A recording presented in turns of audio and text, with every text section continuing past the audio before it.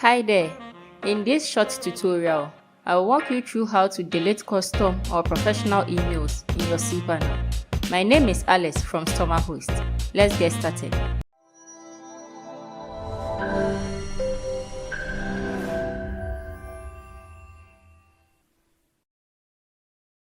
Log into your cPanel.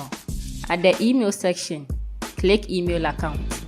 This takes you to the email account page. You'll get to see all the email accounts you've created in your cPanel. Select the email account you want to delete and click on the small arrow sign in front of it. In this tutorial, I will be deleting joyce@shostdemo.com email account. So, I will select that and click on the arrow in front of it. Click on the delete.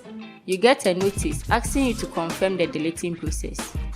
Please note, the next action is irreversible.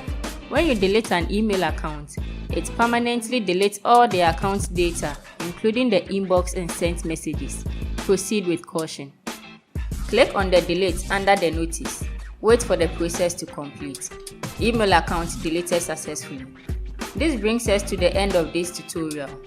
Thanks for watching this tutorial. If you have any questions, you can call our support line or send us a message on our website. And don't forget to like and subscribe to our channel.